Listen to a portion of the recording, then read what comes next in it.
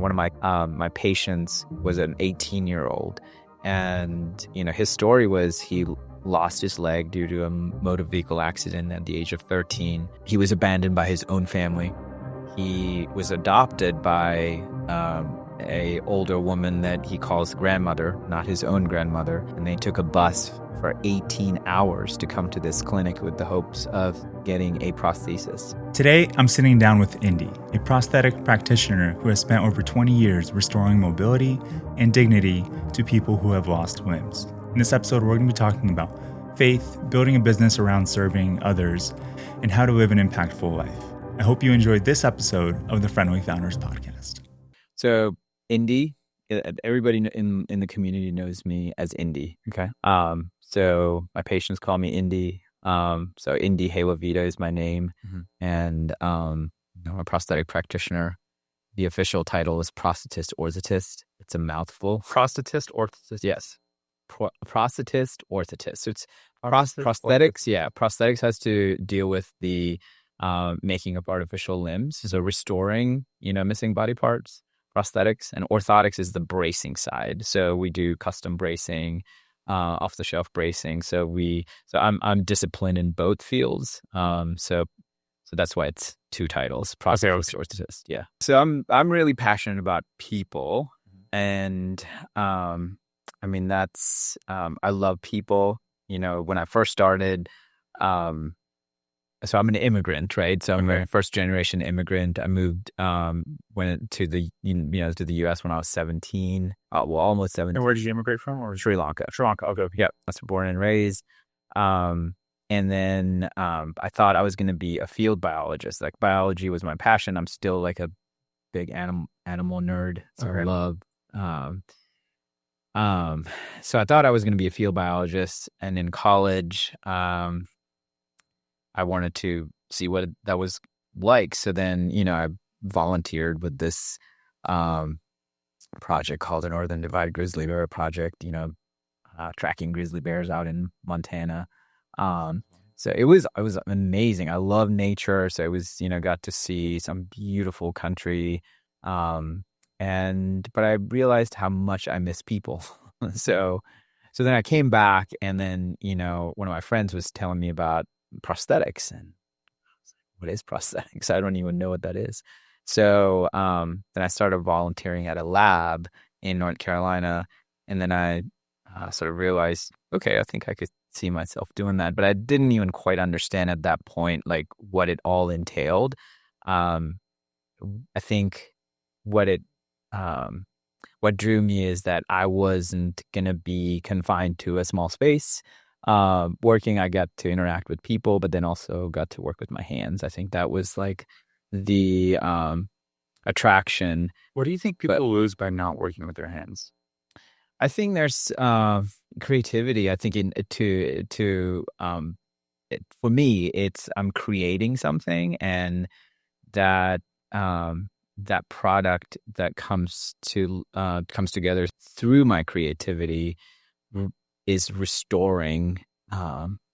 It brings life to, and mobility to another human being. I think that is what makes me come alive. So I think when people are not working with their hands, I think it's as old as the human race. Like we are meant to make things. Labor, yeah. It's. I get to work in an office, which I'm super happy and blessed that I do. Yeah. But I find myself anytime I'm doing physical labor or moving things around or creating something with my own hands, just the process of making it. I think we're all made in the image of our creator. So we're all made to be creators as well. And I just really enjoy that process. And when I work in an office behind a desk, like clicking buttons on a computer all day, sure, it's making stuff. Sure. But there's a certain level of, there's something missing. I don't know what it is exactly. But I find it very rewarding to actually make something, craft something, be like, hey, I made this. Yeah. I think there's sort of the mind-body connection that maybe somehow that's how God intended for things to happen, where we think and then we make. So, or we bring about maybe an attribute of who we are. I think it's an expression, right? So yeah, we express ourselves through creativity and through labor.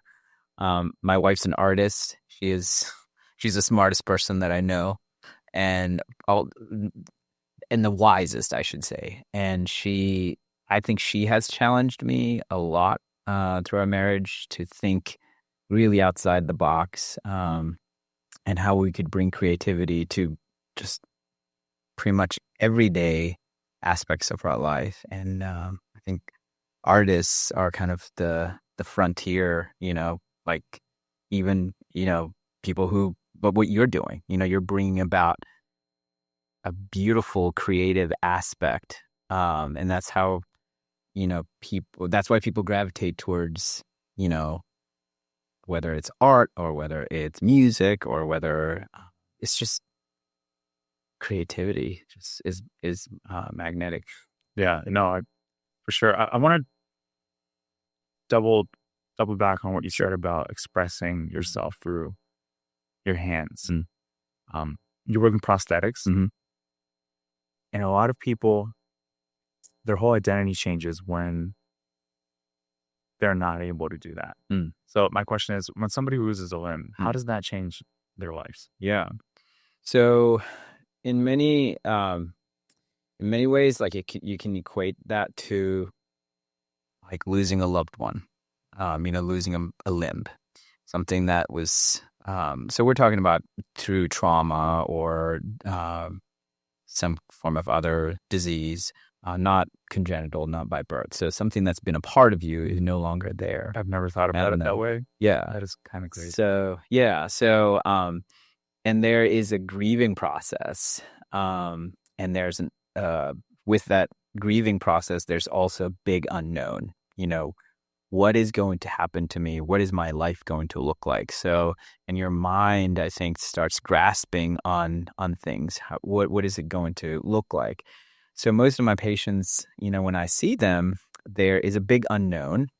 They don't really necessarily know anybody that might be in the community that is living with limb loss or is using a prosthesis. Now, some people know, other people that use a prosthesis or not. So I think the biggest part is the fear of the unknown. I think that is a big change. And then not having the mobility that you did have, prior to amputation.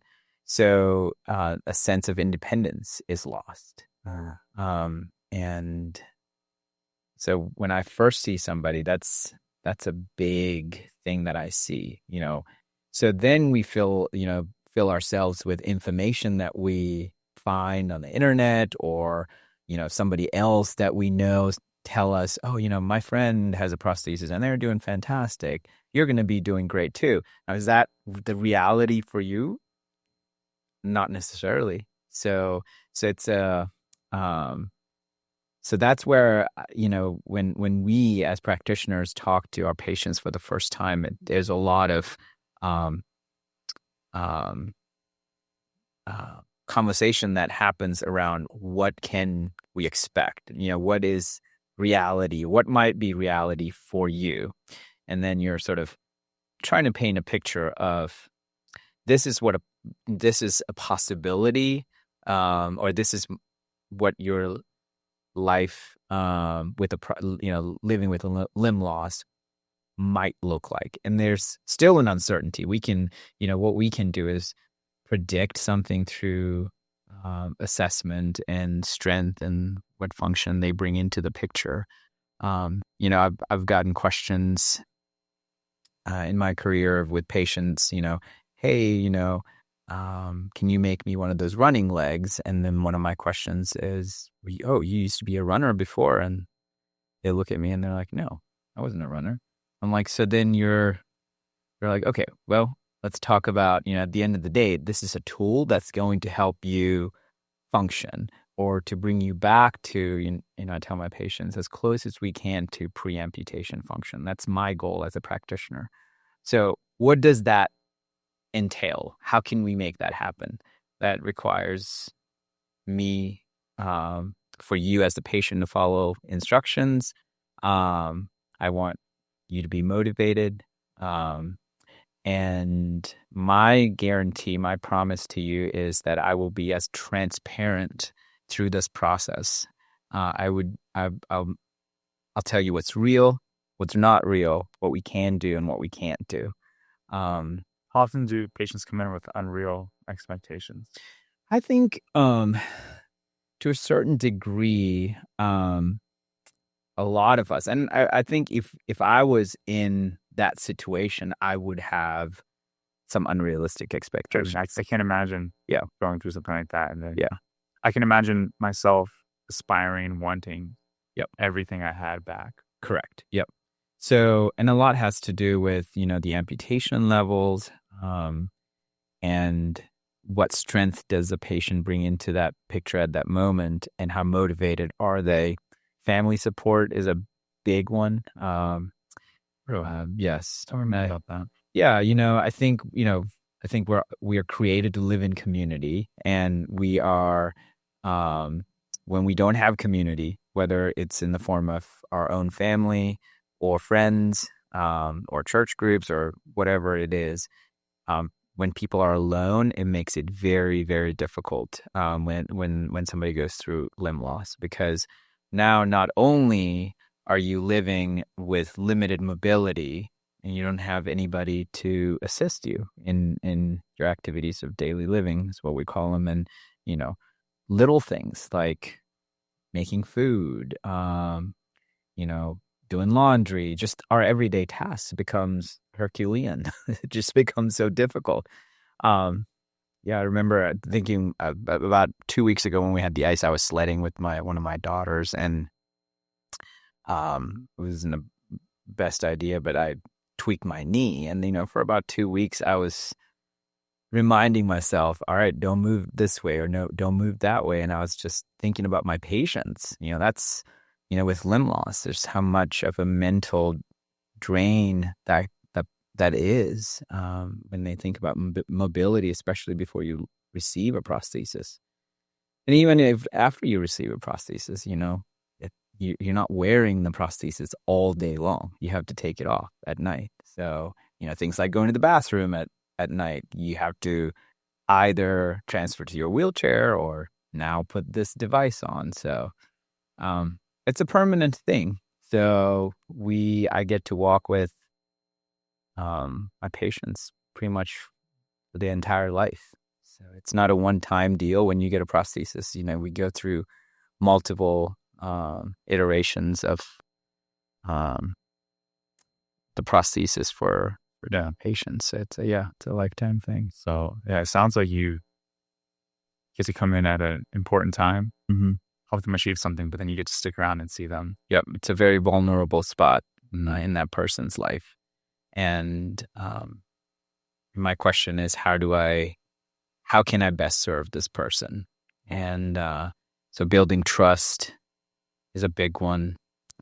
Transparency is a big one. And I tell my patients, if you feel like I am not the best person for this job, I invite you to go to other places, other practitioners, and talk to them, interview them, because this is a lifelong relationship. Right. You should be picky. Yeah.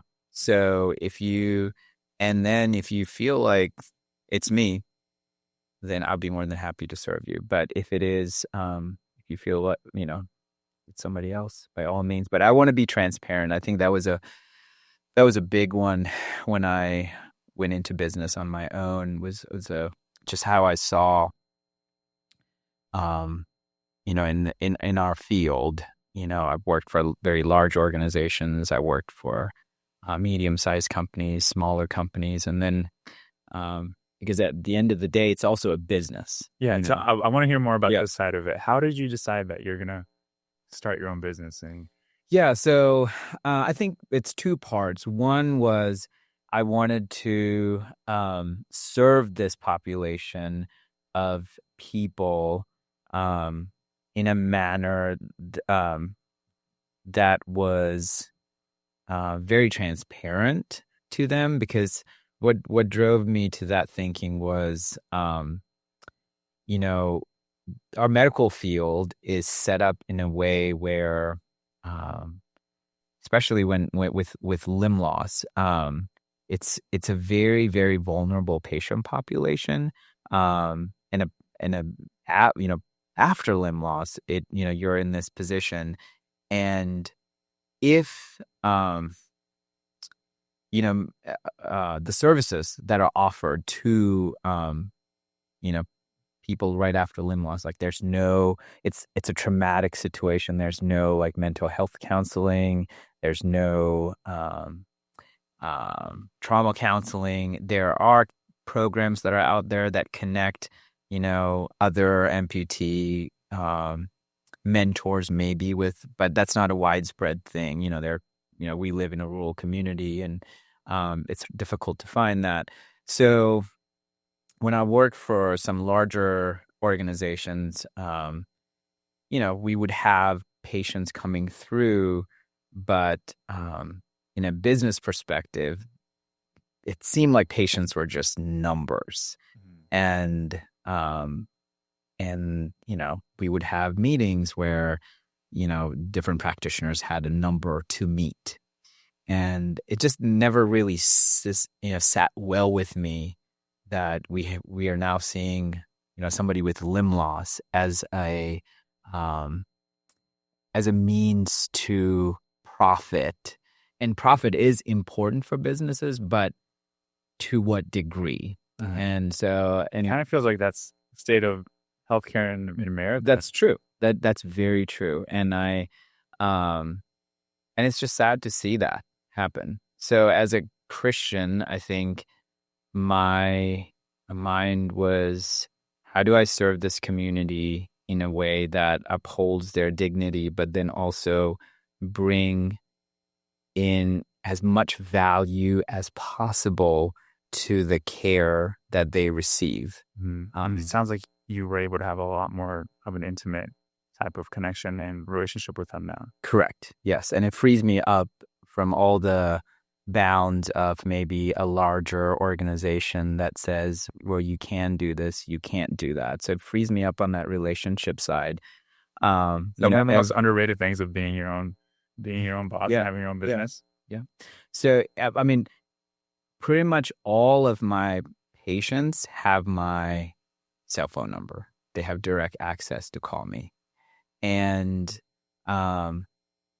it's very rarely would they call me out of the blue, or and I don't restrict saying, hey, you can't call me at this time or whatnot.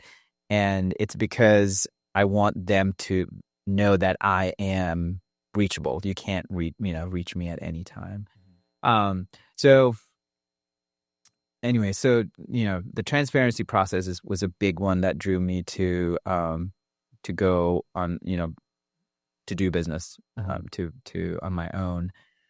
And so one of the things I tell myself is, when we look at the components that, we provide our prosthetic patients, just like in any field, we have things that are more expensive. We have things that are cheap. So, one of the things that I saw out in the field, when I was working for large organizations, is, you would try to get maybe cheaper components, and the profit margins are this, big when you get cheaper components. So,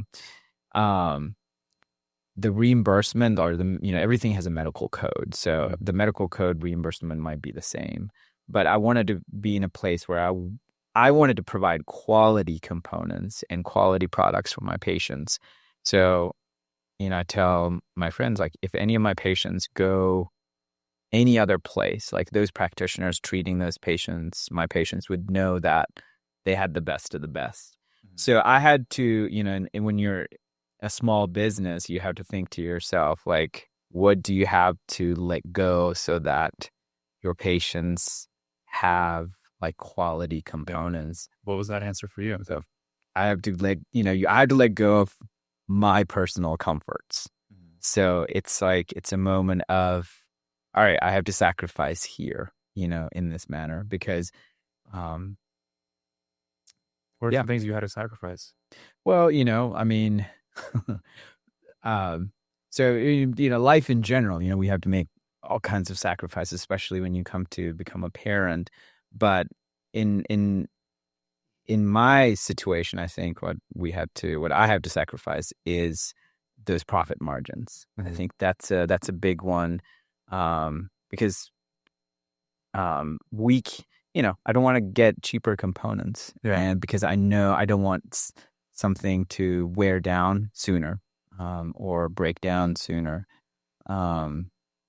So I look for things that work, that have good outcomes, and are they quality products? I think those are the kind of three things I always think about. Has the quality of products or prosthetics, has that changed significantly in the last 20 years?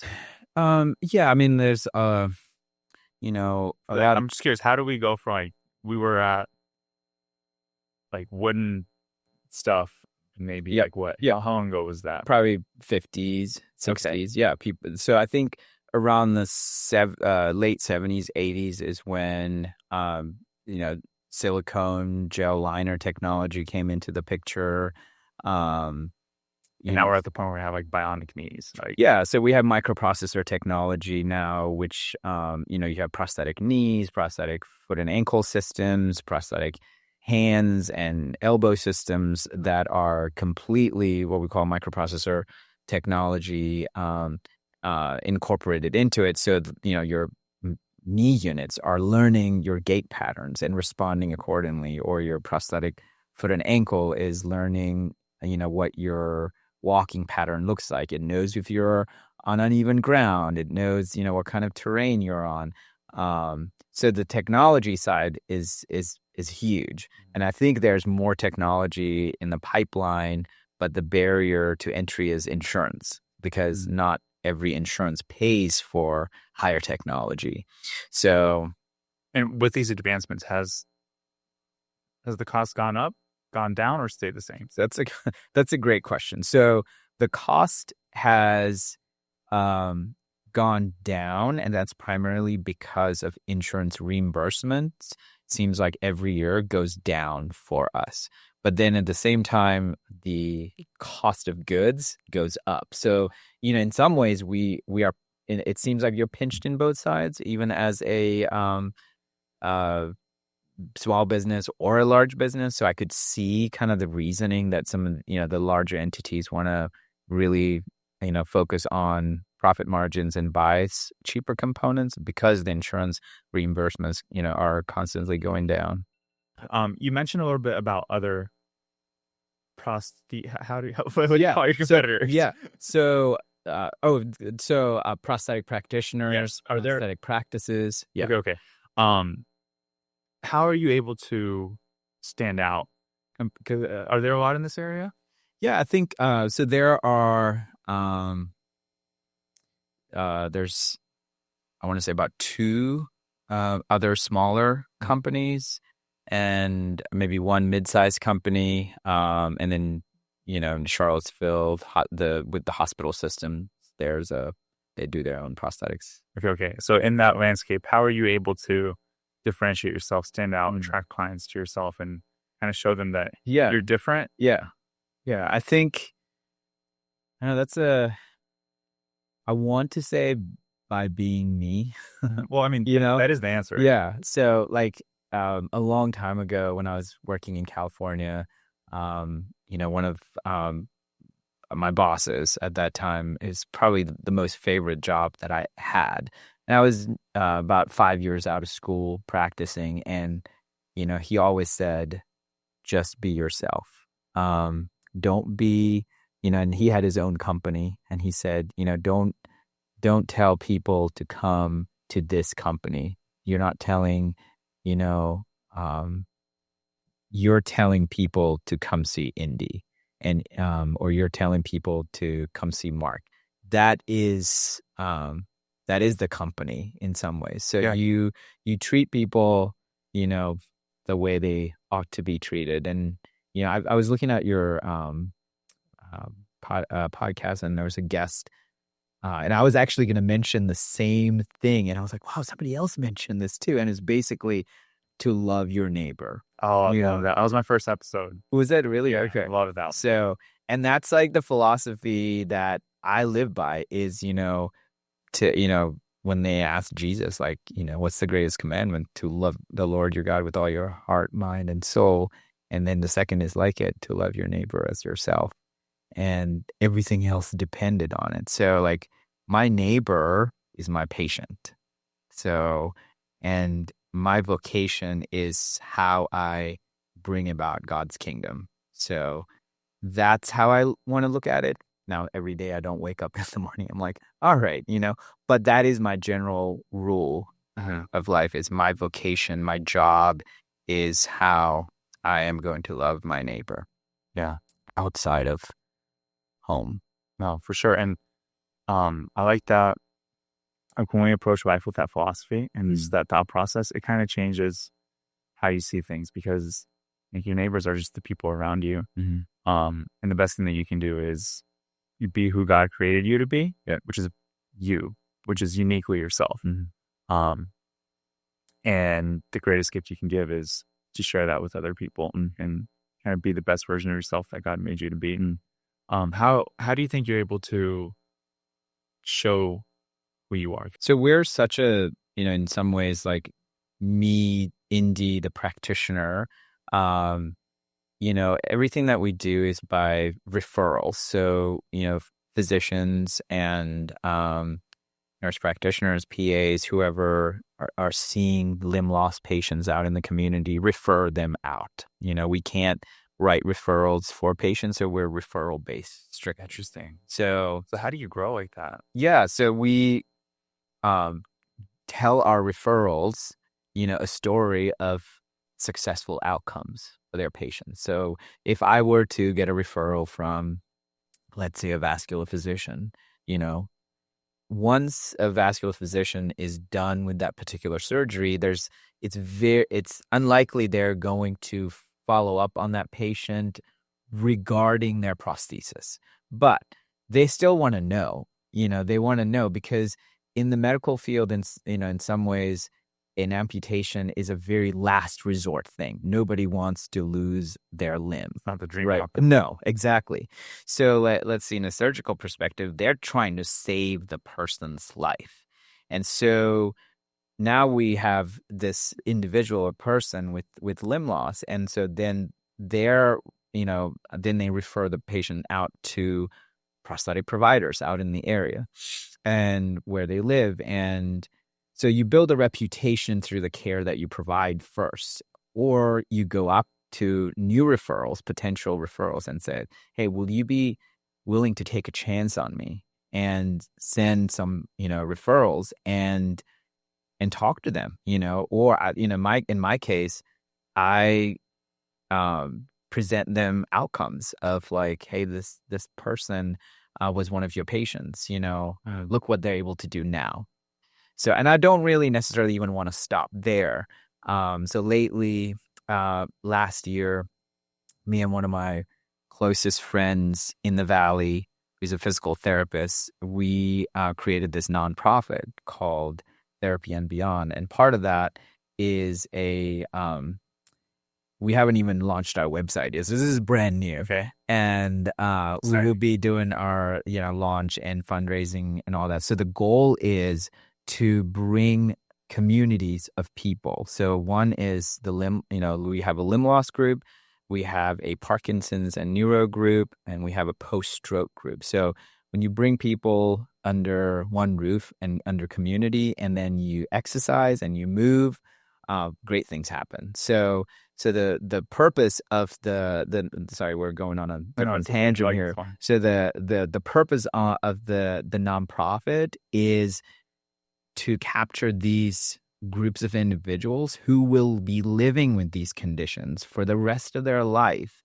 that the medical system says, okay, well, we have done this many treatments for you post-stroke, physical therapy wise, and now you're done. But you're never done. You're living with that, particular condition. So our vision was to bring these people and to provide them with a space to exercise and have community and fellowship through a membership program. So what they're getting is a exercise program catered by a physical therapist, and I'm there on the limb loss days, group days. And with the value of that is so big, but what we're charging is far less than what insurances would pay. So once you kind of go through your allotted insurance PT sessions, this is a place that people can come to. So going back to like my referrals, when I am done with building a prosthesis and I fit the patient and I say, hey, like, I want you to use this device, because there are many, many times where patients, they don't use their prosthesis, really? And that could be either it's too painful, or they live alone. There's no community, and they are alone and depressed, and there's not an opportunity there. You're living with, well, why do I need to use this? So so I want to capture my patients and say, hey, how about we get together, plug you into something. Yeah, plug you into something, and then continue that. So patients who come to these group sessions, they absolutely love it. And I've had patients where they would say, well, that's not for me. And I was like, well, come try it one time. And then, they're hooked. They love it because it gives them a space to bond, to fellowship with others. Possibly to get inspiration too. Yeah, absolutely. And they sharpen one another. Yeah. So in a way that maybe a person that doesn't have a prosthesis cannot, because there's a spurring on of one another that I've seen that's different from even me telling my patients you can do it, right? Versus somebody else that have walked that path telling another one. Sure. No, that sounds like the stories coming out of that group would be super inspirational. Yep. You should. I would invite you to come to one of those sessions, and then sounds fascinating. Yeah. But you I was gonna ask this, when you present these stories to current practitioners that you're hoping for referrals and stuff. Yep. How do you present these stories? Are they like, do you just give them a PowerPoint? Do you give them a brochure? So that's a great point you bring up. I don't like being. It always makes me very uncomfortable when I do PowerPoints, and like it feels like I'm selling it feels like business. And for some reason in my mind, it doesn't sit well, even though that you want to do that because you're trying to promote a business, right? Like that's how you're getting clients in, that's how you're getting patients in. But I think where I shine and what I love is just that one-on-one interaction. Sounds like you need to do a podcast. So even my referrals, I want to build that relationship with, it could be that one single physician. It's like, who are you, right?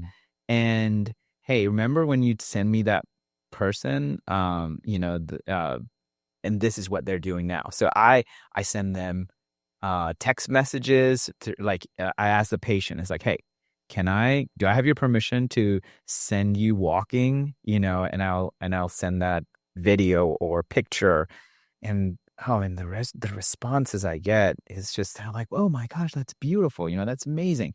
It gives the physicians a sense of like, wow, I did a good job, even in a place where it might seem like failure because an amputation isn't the best outcome. Yes, but even after that, you can still see how it turned out. And when you see, I feel like every single one of these people would have a different lesson too. Absolutely, yes. And sometimes, I'll tell you this story, and it's probably a story that'll stick with me for the rest of my life. We had a patient, this was a long time ago, and one of my friend, Lee Baker, who started the nonprofit Therapy and Beyond, he called me about 10 years ago, and he said, hey, I have this patient. He was working at a local nursing facility, this older lady that had an above the knee amputation. So I went to see for a consult, and this poor woman couldn't even sit up at the edge of the bed.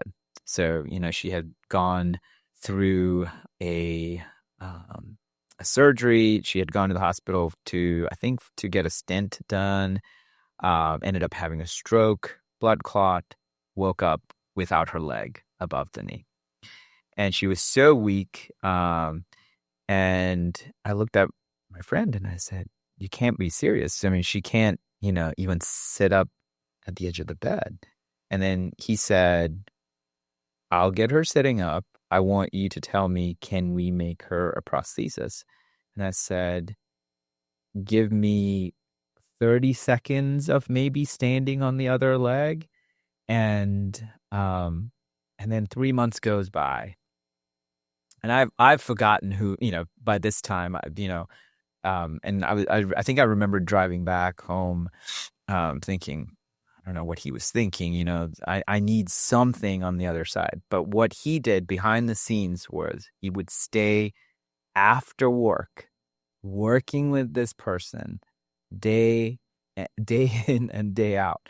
And then I get a call 3 months later and I said, hey, I got 30 seconds of standing on the other side. And I'm like, what are we talking about?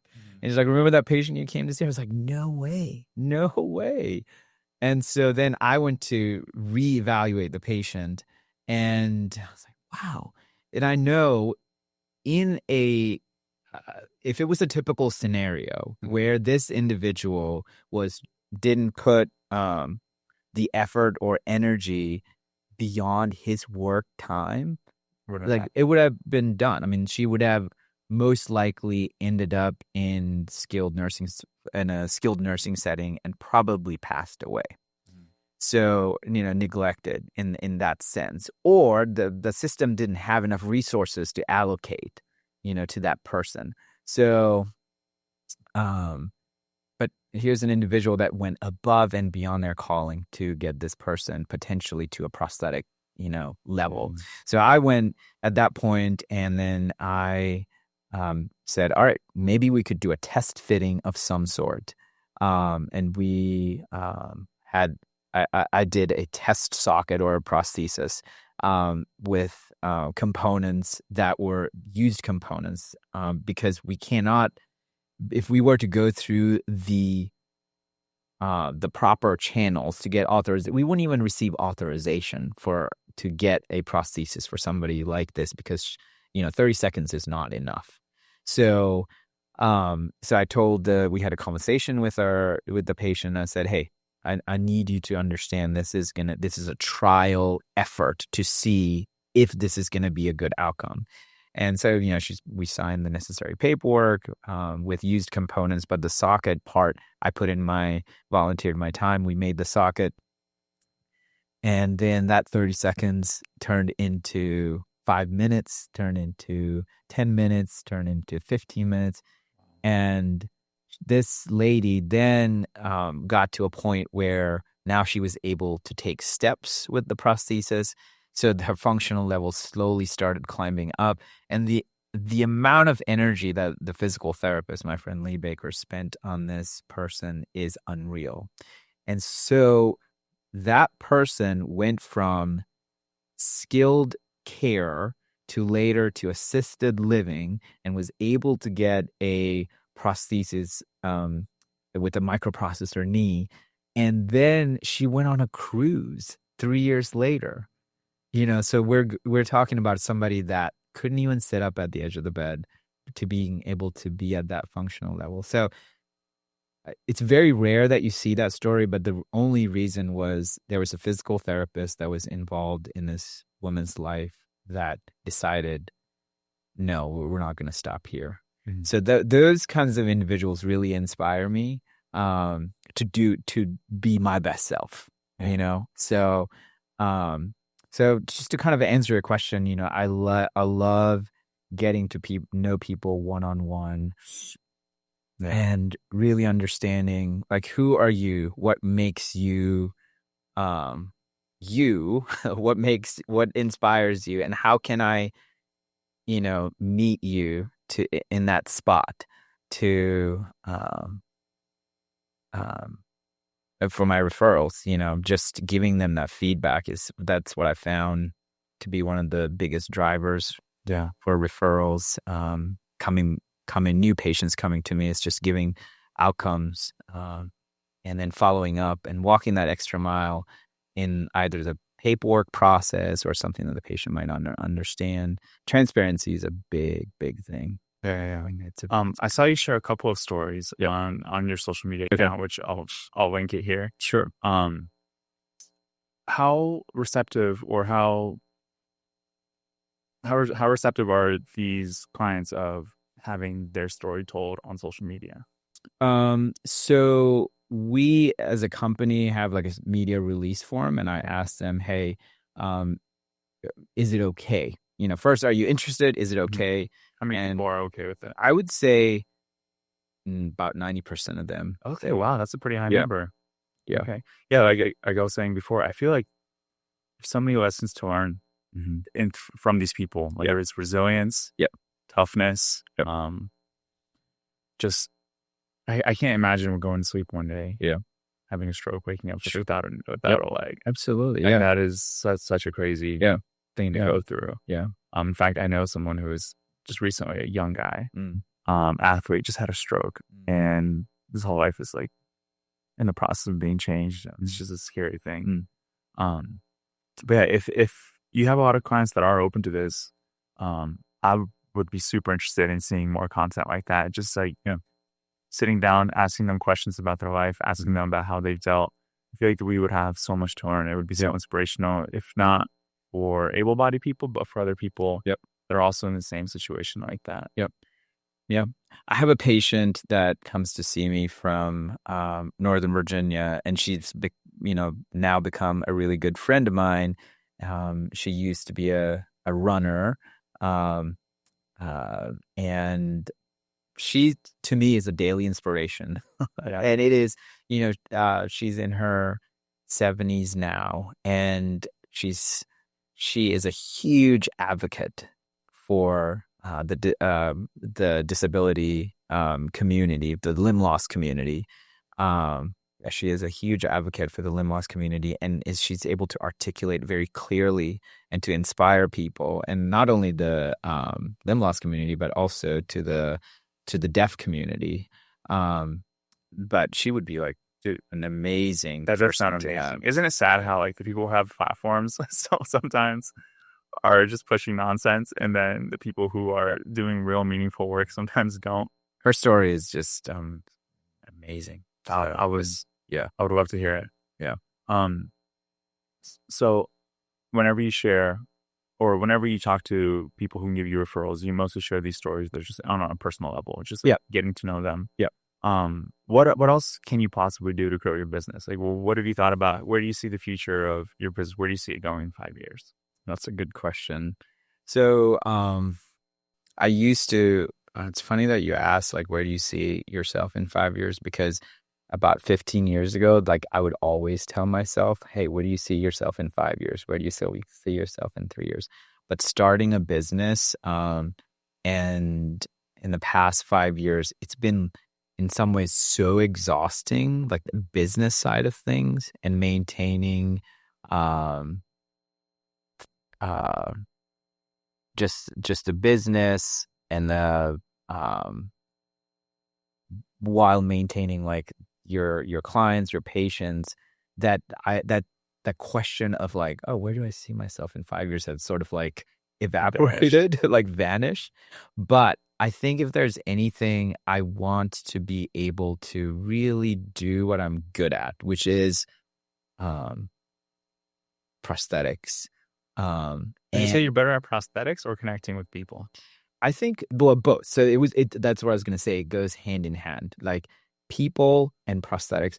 And the funny part is, I define my career almost like an arranged marriage. It wasn't my first love. Tell me more about that. So yeah. So like like I said, I love nature and wildlife. So I grew up in in Sri Lanka, and to be a biologist was so far-fetched, or something that you shouldn't aspire to. So I think I was discouraged to be a biologist.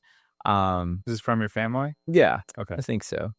I love my parents, but they thought it was best that I did not become a biologist because What do they want you to be?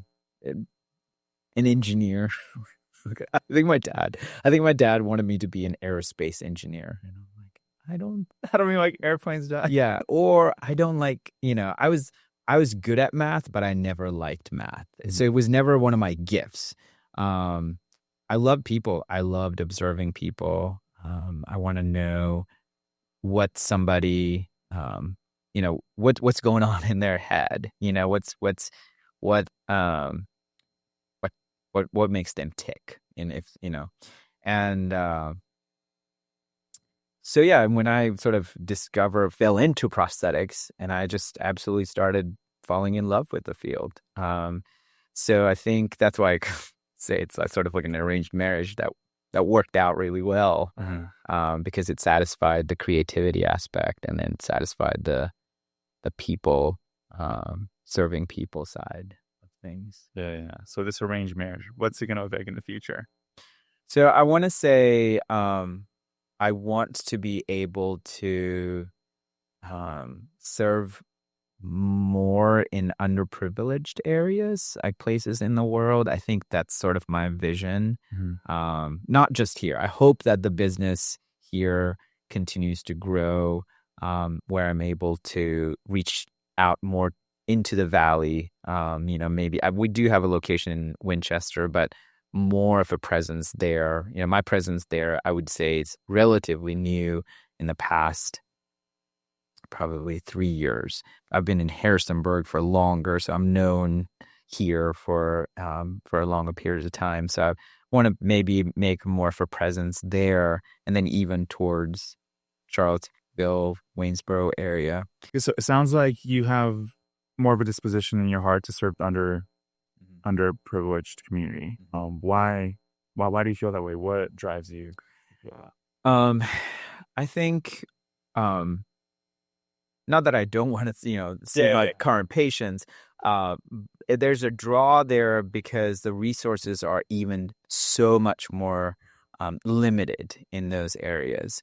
Now, when I say underprivileged places, I'm focused more on outside of the United States. That's what I mean. Yeah, and I know you do a little bit of work there. Can you tell me more about that? Yeah, so I volunteered with an organization called Limkind Foundation, which is an incredible organization that serves children in countries like Kenya, Ethiopia, Zambia, Sri Lanka, and they do week-long trips, super intense trips where it's about 7 days, and you see about 45 to 55 children. And they take a team of people, practitioners, physical therapists, occupational therapists, and also amputee mentors who paint a vision for these children.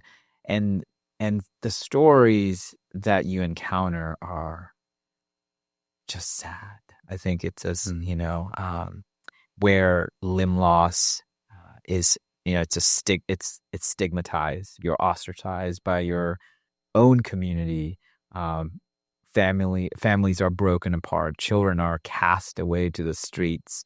One of my biggest takeaways was this past November when I went to Zambia. I encountered one of my kids. My patient was an 18-year-old, and his story was he lost his leg due to a motor vehicle accident at the age of 13. He was abandoned by his own family.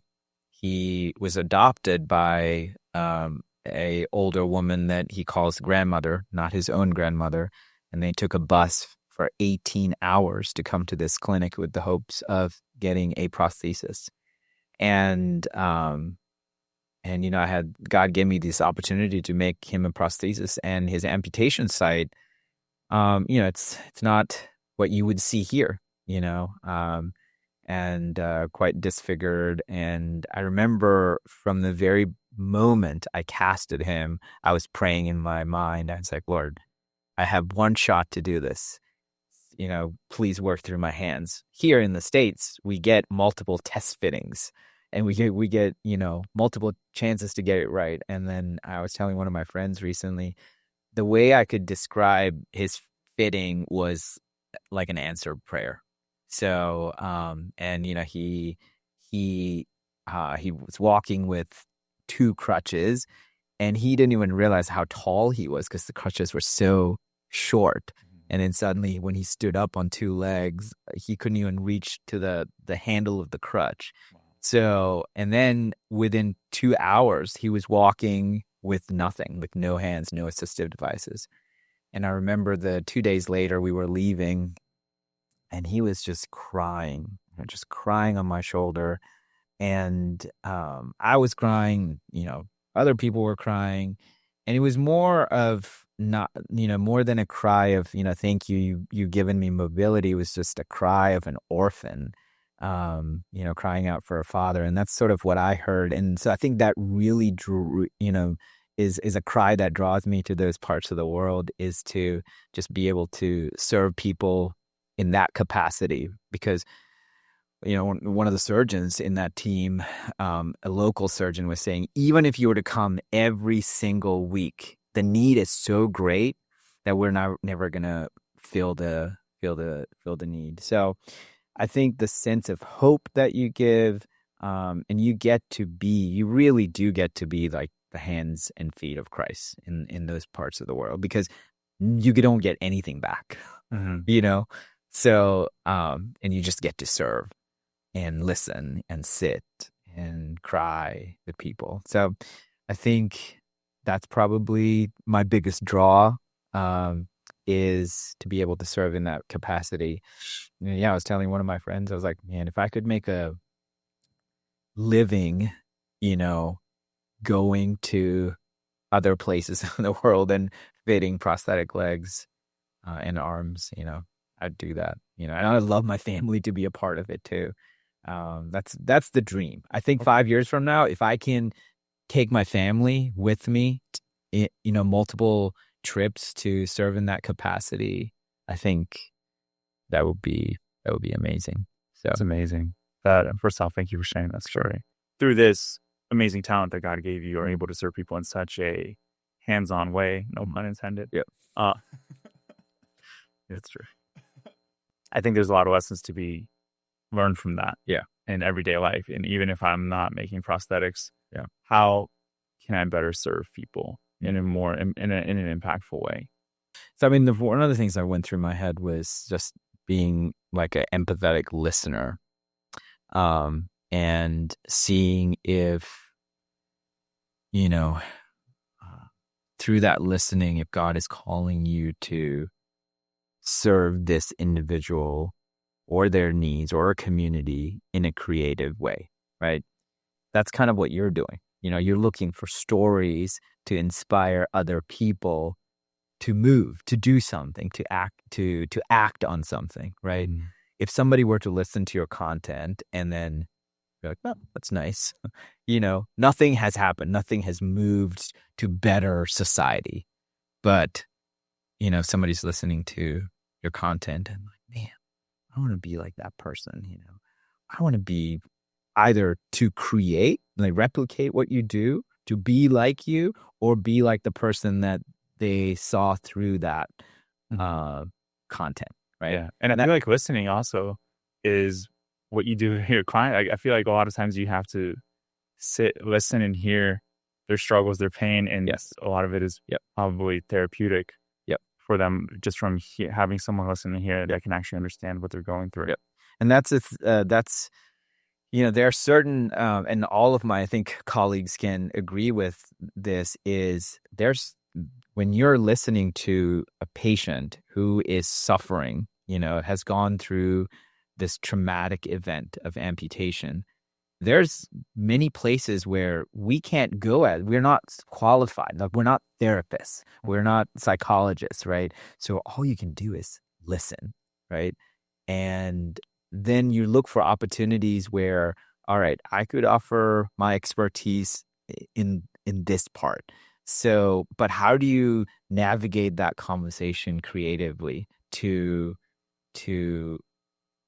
still, to build trust? That's what I'm trying to say. So, there are moments where, I'm listening to one of my patients and I'm like, I that's an area I can't help, or I would say I think you need to find some, maybe mental health counseling.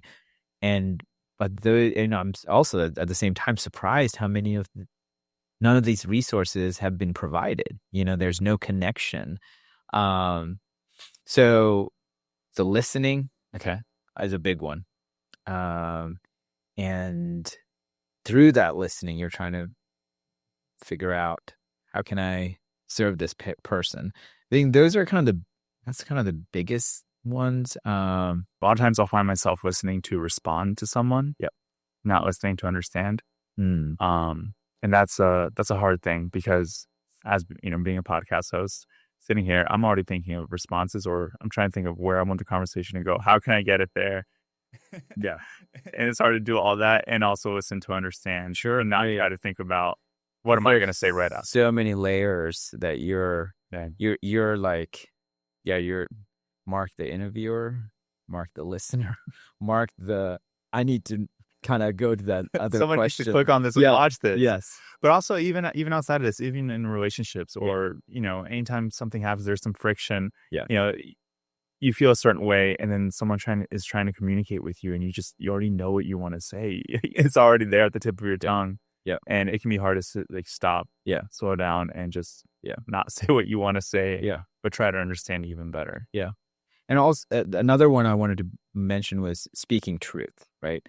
And that's a huge, big one, and what that's I mean by that hard, because I have patients, or even life in general, and being truthful and saying, okay, you know what, this is, we can go that route, but if we go that route, this is what's going to happen.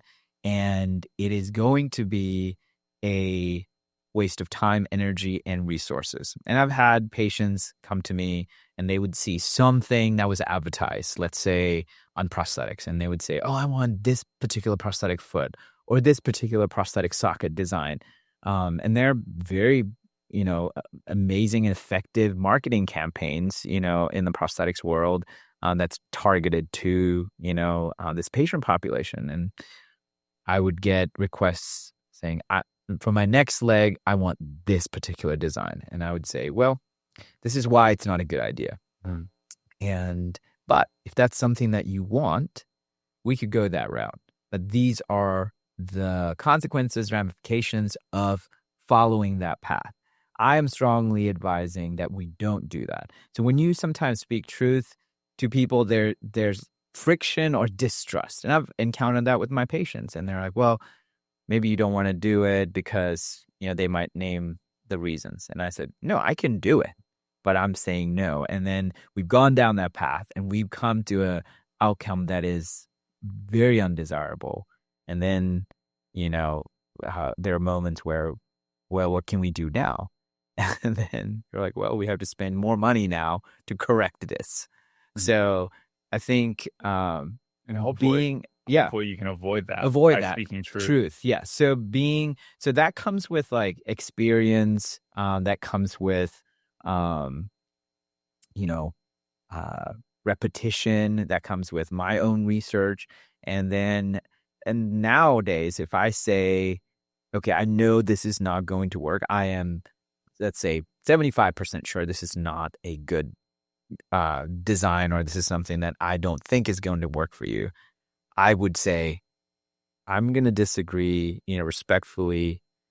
If you want to go, talk to another practitioner, another company, be my guest, because I know the path that this is going to take me and you, and it's just not going to be a good place. Yeah. And we're both going to be very frustrated with each other. So that comes with, I think, experience, where you're able to speak the truth more clearly and encourage the patient or discourage the patient from going down a certain path. And I think that's not even patience. That's what our parents would sometimes parenting. They're like, don't do this because this will happen. So being able to speak truth boldly, I think it's a acquired skill, and being willing to not just listen, but also speak the truth. I feel like it's something that's difficult in this world, everybody just wants to be agreeable or just to go along and get along. You know, like there's that. Yeah, In society, it's a little bit uncomfortable to speak what you believe is the truth. Yeah. Because if people aren't receptive to it, but if you want to make an impact, I think it's really important that you do. And as long as it's evidence based, you know, I tell my truth has to be. It has to be. Otherwise, it becomes a subjective thing. You know, it's like what I think. Okay, well, you know, well, you can say, well, I think this, and you know, I could say I think this, and we have to be able to back it up by saying, well, you know, I think this because the evidence points to this outcome, and I don't think it's a good idea because we've tried this, and this, and you know, so it has to be evidence based. I think that's a skill that I've learned. I think through practice and repetition, and just now coming into my mid 40s, you know, it's you're able to sort of bring a little bit more wisdom, I hope, into situations than when I first started off in this career. So yeah. So listening, speaking truth. Can we think of one more? Yes, attention to detail and walking the extra mile, and that is very situational, and sometimes a split decision, kind of moment to moment. Well, I would say case by case scenario, because it's different. Every time it's different. Well, like the example you gave of the PT that went the extra mile that changed someone's life. Yes, and that's a character habit that I think that he had developed over his career. I mean, how do you think he developed that? I think, you know, he was a missionary into Nepal for 19 years of his life, you know, and he did primary care, health, and his heart was bent to serve people in that manner. And I think he developed that pattern and brought it home with him, you know, back to the States. And that's who he is. And, you know, that inspires me, you know, as a business owner, as a practitioner. And yeah, if there have been many opportunities that, you know, I think God's given me to walk that extra mile, and I hope I have, you know, I hope my patients can say, yeah, you know, but it's also makes you feel uncomfortable. Like, oh yeah, I did this. But I think willingness to walk the extra mile when it's required, I think it's a big one. And you never know whose life you're going to change. I mean, I guess you probably know a little bit more because it's so hands-on for you. Sure. In the poorer countries that we go to, or poorer communities, it's a generational impact, and you'll never know how far that ripple's going to go. I never thought about that. Yeah. And that's what, you know, you're there, you see them, you make a prosthesis, and then you come back to the States. And especially in the pediatric population, you know, in those underprivileged countries, you have no idea. And that's what we hear from the staff, from communities, because here's somebody that was maybe destined in this particular path, and now you've given them the gift of mobility, and they've taken a completely different trajectory. Yeah, I think it's amazing that you're even willing to take time out of your business, out of your family life, out of, you know, so many different places just to go to a third world country to help other people. Like, that is already an extra mile. But then once you're there, you're already, you know, it's amazing that you have the opportunity and the willingness to do that. Thank you. Yeah, and that's where I, you know, kind of earlier mentioned I would love my family to be a part of it as well, especially my kids. You know, I have 4 kids, and it changes your worldview when you work with people who are suffering in that capacity. So it takes your eyes off of yourself. I think we live in a very rich and lavish country, self-absorbed, me-centered sort of place. But when you go to places like that, you encounter people who have nothing, who are willing to give everything that they have, and who, and I think in the States we often we live with the mindset. It's like, what can God give me that money can't buy? And depending on the degrees of wealth that you have. But when you go to places like that and you encounter, people, or let's say Christians in those communities, they are completely dependent on God's provision. So like you suddenly realize when you see that dependency, it's just a beautiful thing. It's not that they're lazy or less hardworking, but it's just resources are so limited. People live in poverty, and the systems in place are not there to support the disabled population. They're the most forgotten, and the most vulnerable, and children out of that population are the most vulnerable. So yeah, but the benefit is if that's who you help, the amount of impact that you can create is so much greater. Because like you said, it's generational. Yeah. Indi, thank you so much for coming on and talking about all this. This has been fascinating. If people want to get in contact with you, where can they reach you? Yeah, so they could, call my office number. If they want to follow you on socials, I will link your Instagram on here, and I will put whatever information you want in the description of this episode. Sure. Valley Orthotics and Prosthetics. That's the name of my company.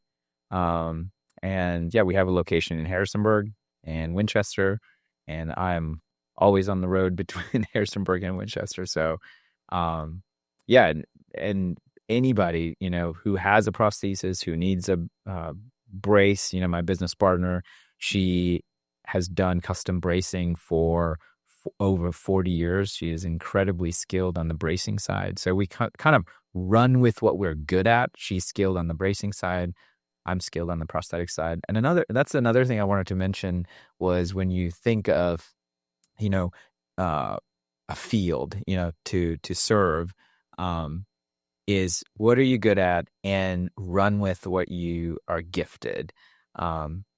And even like in a business sense, yes, I have this business, but I am not the best at the businessy stuff. So I would rather prefer people who are good at the businessy stuff to do the businessy stuff, and let me handle the clinical side, which I'm good at. And so that way you're putting like a good team together.